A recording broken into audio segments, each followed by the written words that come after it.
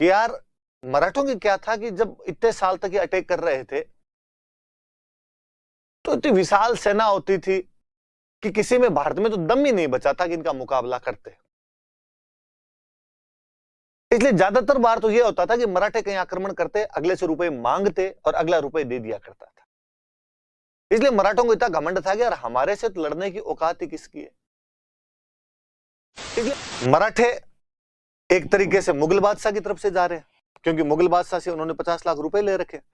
इसलिए मुगल बादशाह वो जो टेरिटरी है, एमएस अब्दाली भले मुगल बादशाह की टेरिटरी पर आक्रमण कर रहा है, पानीपत एकदम दिल्ली के पास आ जाता है, पर जब आपने 50 लाख रुपए लिए हैं तो आप मुगल बादशाह की तरफ से लड़ो। तो मराठों का कोई चिंता नहीं।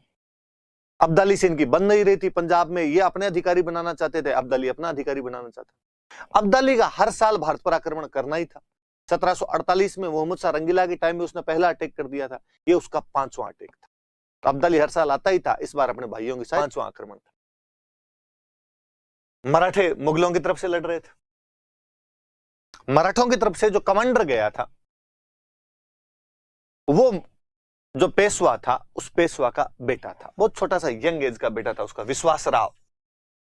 औपचारिक सेनापति बना के, फॉर्मल कमांडर तो इसको बना के भेजा गया, पर वास्तव में जो शक्ति थी वो सदाशिवराव भाऊ के हाथ में सारी शक्तियां दी गई। ये एक बड़ा अच्छा कमांडर था और भाऊ को कहा गया कि भाऊ, नाम का तो कमांडर वैसे विश्वास राव है, लेकिन युद्ध का संचालन तुम्हें ही करना है, तो दोनों याद रखना। औपचारिक सेनापति विश्वास राव है और रियल कमांडर वास्तविक सेनापति कौन था? सदाशिवराव भाऊ। पानीपत के मैदान में जब जाकर बैठे तो एक तो सर्दी का टाइम, अब्दाली पहले आके बैठ गया था। तो अब्दाली जिस जगह पर कैंप लगा रखे थे वो जगह थोड़ी ऊंची थी, मराठे जिस जगह पर जाके बैठे वो जगह थोड़ी नीची थी। फिर ज्यादातर जो भारत के मुस्लिम थे अब्दाली के पक्ष में, उन लोगों ने बुलाया था। तो ये जहां मराठे बैठे थे इंडिया वाली साइड में बैठे, ये वो उधर वाली साइड में बैठा था। तो इनके पीछे बाकी जितने मुस्लिम राज्य थे उन्होंने घेरा बनाया और मराठों की रसद रोक दी। मराठों की सप्लाई हथियारों की, खाने पीने की, जो भी पीछे से आती थी, वो बाकी राज्यों ने रोक दी।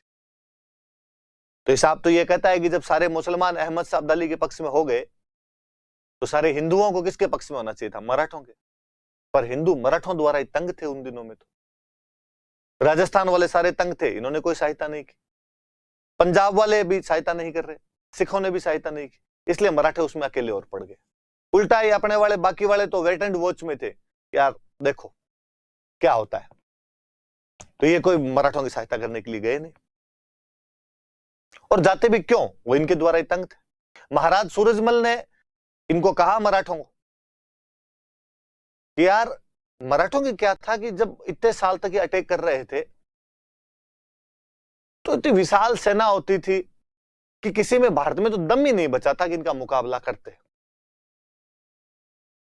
इसलिए ज्यादातर बार तो यह होता था कि मराठे कहीं आक्रमण करते, अगले से रुपए मांगते और अगला रुपए दे दिया करता था। इसलिए मराठों को इतना घमंड था कि यार हमारे से तो लड़ने की औकात ही किसकी है। इसलिए मराठों की सेना में सैनिक तो जाने लग गए कम, और बाकी नॉन मिलिट्री एलिमेंट ज्यादा होते। महिलाएं, नाचने वाली, संगीतकार, खाना बनाने वाले भरपूर। महाराज सूरजमल जब मिले भाऊ से तो उन्होंने भाऊ को कहा कि भाऊ यार, ये लुगाई टाबरों को लेके युद्ध करने कहां जा रहे हो? अब्दाली दुर्दांत योद्धा है, केवल आर्मी लिए हुए पड़ा है, आप यार वहां जाके कोई घर थोड़ी बसाना है अपने को। एक काम करो, लुगाई टाबरों को इधर छोड़ जाओ, अकेले चले जाओ। भाऊ को बड़ा घमंड था इस बात का। भाऊ ने कहा अच्छा, अब तुम लोग बताओगे लड़ाई कैसे करनी है और कैसे नहीं करनी है। और भाऊ उनकी सलाह नहीं मानता। अब कोई सलाह ही नहीं मानता तो फिर साथ दे ही क्यों? सूरजमल जी खुद वापस भरतपुर आ गए। भाई ठीक है, तुम्हारे जैसे करना हो वैसे कर लेना। हालांकि पानीपत मूवी वालों ने तो बड़ा फर्जी सा दिखाया, ये मांग लिया था, वो मांग लिया था। कुछ ही नहीं मांगा, उल्टी सहायता करने के लिए गए थे। मराठों के दिमाग में आई नहीं थी ये बात। मराठों के खुद के सेनापति, अच्छे सेनापति होलकर और सिंधिया, होलकर और सिंधिया का भी कहीं ना कहीं बने नहीं सदाशिवराव भाऊ के साथ में। तो भाऊ के मराठा की जो सेना है उसमें भी पूरा समन्वय नहीं था, कोऑर्डिनेशन नहीं था। फिर कैंप मराठों का नीचे की तरफ लगा हुआ, पीछे से रसद सामग्री रोकी हुई, बरसात और हो गई। बरसात हुई तो जिधर मराठों का कैंप था उधर किचड़ कीचड़ और हो गया।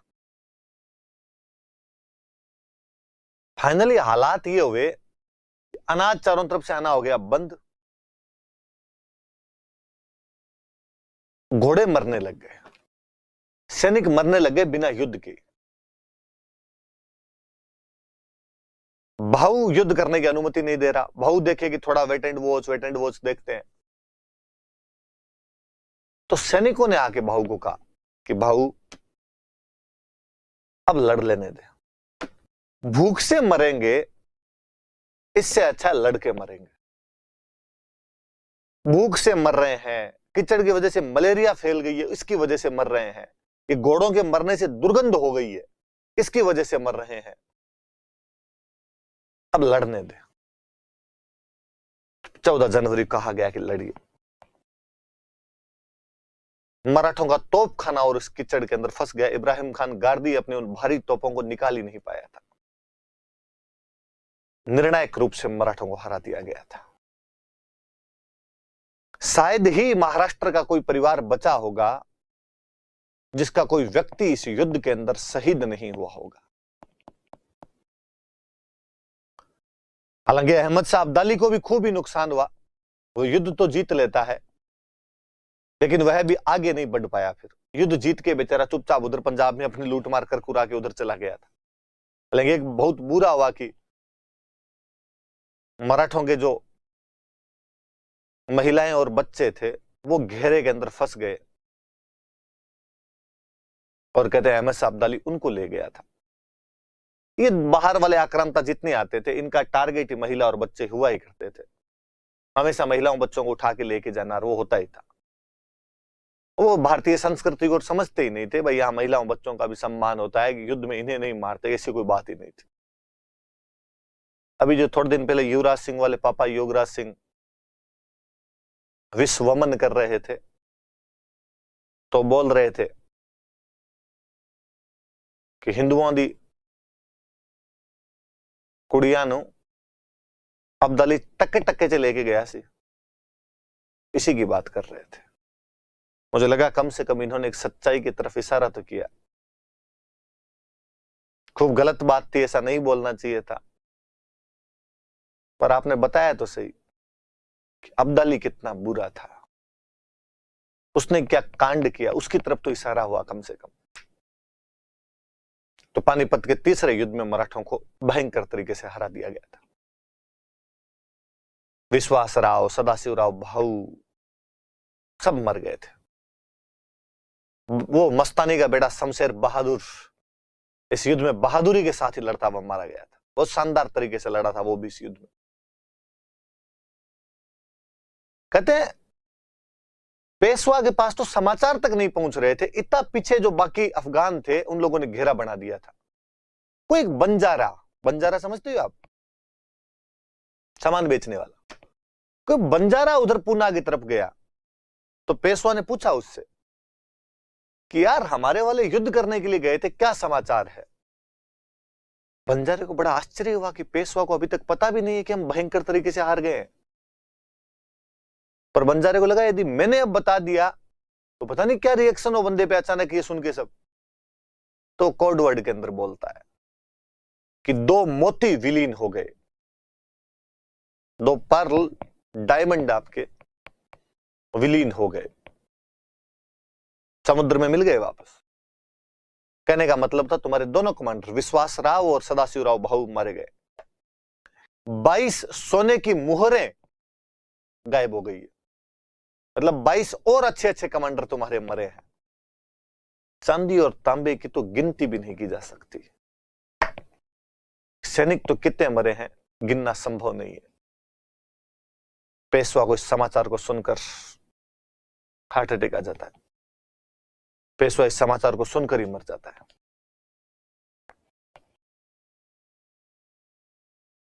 कहा जाता है कि पानीपत के तीसरे युद्ध ने यह फैसला नहीं किया कि भारत पर राज कौन करेगा, बल्कि यह फैसला कर दिया था कि भारत पर राज कौन नहीं करेगा। जो मुगलों के पॉलिटिकल वैक्यूम को लेने के लिए तैयार हो रहे थे, इस युद्ध ने यह स्पष्ट कर दिया कि मराठे भारत पर राज नहीं कर पाए। एक और अच्छा स्टेटमेंट है कि इस युद्ध से मराठे पूरी तरीके से समाप्त तो नहीं हुए, पर भली भांति कुचल जरूर दिए गए थे।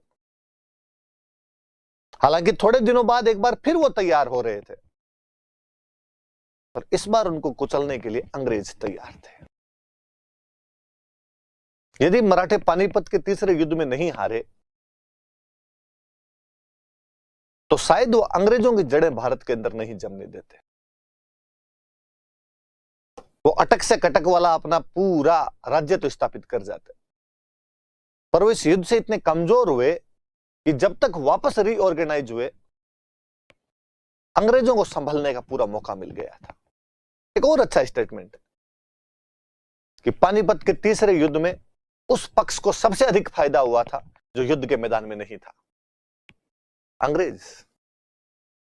कि जब इंडियन सब कॉन्टिनेंटल की दो महत्वपूर्ण शक्तियां आपस में लड़ भिड़ कर एक दूसरे को कमजोर कर रही थी, अफगान और मराठे, तब अंग्रेजों का गवर्नर क्लाइव वापस लंदन जा रहा था इस बात पर चर्चा करने के लिए कि भारत में ईस्ट इंडिया कंपनी के साम्राज्य का स्वरूप क्या होना चाहिए।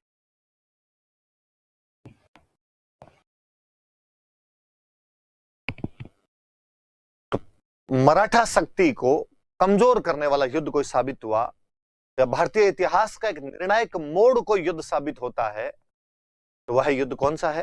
पानीपत का तीसरा युद्ध है। हार के समाचार सुनकर ही पेशवा की मृत्यु हो गई। इस युद्ध में मराठों की निर्णायक हार हुई थी। सिडनी ओवेन कहते हैं, जो मैं स्टेटमेंट बता रहा था, the Maratha power was for the time shattered to atoms and though the hydra headed monster was not killed, इसे मराठा शक्ति कुछ काल के लिए चूर चूर हो गई, यद्यपि यह बहुमुखी दैत्य मरा तो नहीं। It was so effectually squashed that it remained practically constant until great British statesmen were in a condition to cope with and ultimately to master and disintegrate it. परंतु इतनी भली भांति कुचला गया कि यह लगभग सोया रहा, और जब यह जागा तो अंग्रेज इसे निपटने के लिए तैयार थे और अंत में इसे जीतने तथा समाप्त करने में सफल हुए। एक अंग्रेजी इतिहासकार का स्टेटमेंट है कि जब यह युद्ध नहीं हुआ होता तो मराठा दैत्य कुचला नहीं जाता, और वो कुचला नहीं जाता तो अंग्रेजों को तैयारी का मौका नहीं मिलता, और अंग्रेजों को तैयारी का मौका नहीं मिलता तो शायद अंग्रेजी राज की जड़ें भारत में स्थापित नहीं हो पाती। पर इतिहास तो और शायद के लिए बना ही नहीं है, इतिहास वही है जो हमारे सामने है। ऐसा हुआ जो मराठों के लिए बहुत घातक रहा, जिसने अंग्रेजों को भारत में जड़ें जमाने का मौका दे दिया था। अगले पेशवा माधवराव, पर मराठे थे, वाकई भारतीय इतिहास के दुर्दांत योद्धा रहे हैं। पता नहीं क्यों इंडियन हिस्ट्री के अंदर मराठों को उतना महत्व नहीं दिया गया जितना दिया जाना चाहिए था, वरना औरंगजेब के बाद के काल से लेकर अंग्रेजों के भारत में स्थापित होने तक या जब तक मराठे खत्म नहीं हुए थे, ये जो 100 साल का टाइम है, ये पूरा मराठा शक्ति का टाइम है। थोड़े साल में मराठे वापस खड़े हो गए थे। इस युवा पेशवा ने मराठा पावर को रीऑर्गेनाइज किया, कंस्ट्रक्ट किया वापस। लोग जो नए नए सिर उठाने लग गए थे कि मराठे हार गए इसलिए चौथ वगैरह देनी बंद कर दी थी, हैदराबाद के निजाम से जाके चौथ लाए कि साउथ का बड़ा राजा मुसलमानों में कौन, कि हैदराबाद का निजाम किससे लो, तो बाकी वाले तो डरते अपने आप देंगे। नया नया मैसूर में हैदर अली सर उठा रहा था, हैदर अली को जाके हरा के आए, वापस आए। गुजरात और मालवा पे जो मराठों का नियंत्रण था वो खुद समाप्त किया। और क्या वर्चस्व है एक बार वापस कि मुगल बादशाह शाह आलम सेकंड 1764 के बक्सर का युद्ध हारने के बाद अंग्रेजों के खिलाफ अंग्रेजों की पेंशन लेके इलाहाबाद में बैठा रहता था। 1765 से 72 तक वो इलाहाबाद में बैठा था, दिल्ली जाने की हिम्मत नहीं जुटा पा रहा था। उसको मराठे जाके कहते हैं हम रक्षा करेंगे तेरी, दिल्ली चल। उसने कहा दिल्ली 2 खतरे हैं, तुम्हें रिश्तेदारी मार देंगे, एक अंग्रेज पेंशन नहीं देंगे, अंग्रेज मारेंगे।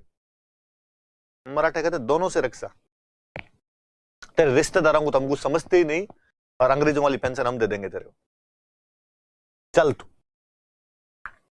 चरमोत्कर्ष है ये मराठों का कि 1772 में, ऐसा इसमें लिखा हुआ नहीं, मैं बता देता हूं,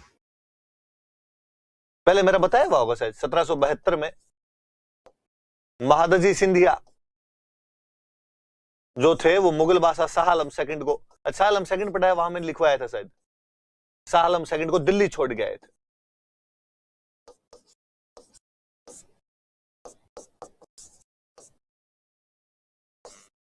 पर उसी साल वो युवा पेशवा 72 में उसकी डेथ हो जाती है, टीबी हो गई थी उसके, पेशवा की डेथ हो जाती है। इतिहासकार है ग्रांट डफ, वो कहते हैं कि मराठों को इतना नुकसान तो पानीपत के तीसरे युद्ध में भी नहीं हुआ था जितना नुकसान इस युवा पेशवा की मृत्यु से हुआ है। कि पानीपत के तीसरे युद्ध ने मराठों को खूब नुकसान पहुंचाया था, पर मराठों की वो अंदरूनी शक्ति है कि वो वापस उठ खड़े हुए। प्रत्येक परिवार का एक मराठा बच्चा युद्ध में शहीद हुआ था, लेकिन माओ ने फिर अपने लालों को अपने स्वराज की रक्षा करने के लिए भेज दिया। मराठे मावले एक बार फिर टक्कर लेने के लिए तैयार थे। उनकी दुदुम्बियां गुजरात, मालवा, हैदराबाद, मैसूर सब तरफ बोल रही थी। वो मुगल बादशाह को अपना पेंशनर बनाकर इलाहाबाद से अंग्रेजों के खिलाफ दिल्ली लेकर जा रहे थे। और वापस इस समय उस चरमोत्कर्ष के पॉइंट पर पहुंचकर एंटी क्लाइमेक्स शुरू होता है जब पेशवा की डेथ हो जाती है। एक बार फिर कुछ बिखरा हुआ सा था। पेशवा का छोटा भाई नारायण राव नया पेशवा बना, तो जो नारायण राव का चाचा था रघुनाथ राव, इसने विरोध किया। ये बालाजी बाजीराव का ही भाई है। यदि आप बाजीराव मस्तानी देखते हैं तो उसमें मस्तानी के और प्रियंका चोपड़ा के दोनों के साथ में बच्चे होते हैं।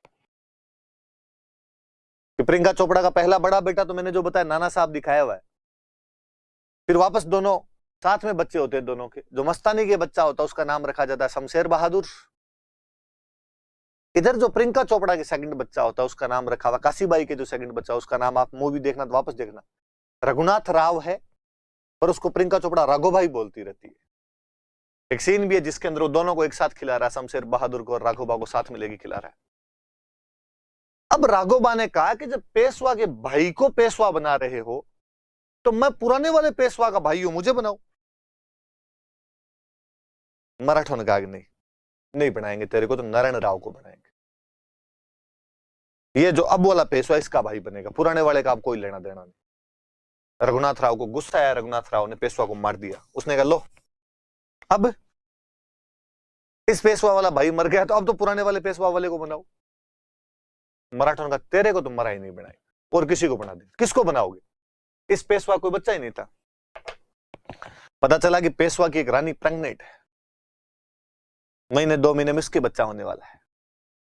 मराठों ने कहा कि हम वेट करेंगे, यदि इसके बेटा हो गया तो वो पेशवा बन जाएगा। मराठों की किस्मत एक बार फिर काम कर रही, बेटा हुआ, नाम रखा गया माधव नारायण राव, और उसको नया पेशवा बना दिया। पैदा होते तो कहा कि साहब ये तो टाबर है, पैदा होते पेशवा बना दिया गया, राज्य कौन संभालेगा? तो कहा 12 लोगों की काउंसिल बनाई जाए, 12 मेंबर्स कमेटी बनाई जाए, एक बार भाई परिषद बोलते उसको, का ये शासन संभाल लेगी। तो बार भाई काउंसिल को कहा गया कि आप शासन संभालो। इस बार भाई काउंसिल के सबसे मुख्य 2 बंदे थे, महादजी सिंधिया और नानाजी फडणवीस। फडणवीस महाराष्ट्रीय नहीं होते, देवेंद्र फडणवीस सीएम ही थे। सिंधिया, इन दोनों कहा गया भाई जब तक बच्चा बड़ा नहीं हो जाए आप संभालिए जो कुछ भी। राघोबा को लगा यार, मतलब मैंने मारा पुराने वाले पेशवा को, फिर भी कुछ ही नहीं मिला, तो कहां जाए? तो साउथ में दूसरी बड़ी शक्ति जो अपने पैर जमा रही है वो आपके अंग्रेज। महाराष्ट्र में मराठे, महाराष्ट्र के पास बॉम्बे, बॉम्बे के अंदर आपके अंग्रेज। तो राघोबा भाग के अंग्रेजों के पास चला गया।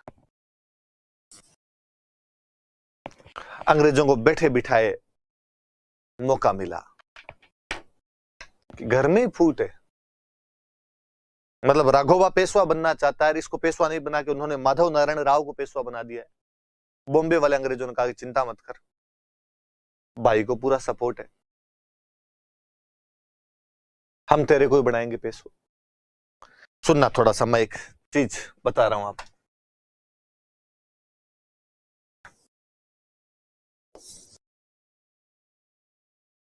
मैंने बीच में आपको बताया कि अंग्रेजों के भारत में 3 सेंटर, बंगाल, बंगाल प्रेसिडेंसियां बोलते थे, मद्रास, बॉम्बे। तीनों में मेरा बताया हुआ कि एक एक गवर्नर बैठता था। बॉम्बे में एक गवर्नर, मद्रास में एक गवर्नर और आपके कलकत्ता में एक गवर्नर। पर 1773 में एक कानून लेके आए थे, हम आगे पढ़ेंगे इस कानून के बारे में। इस कानून को बोलते थे रेगुलेटिंग एक्ट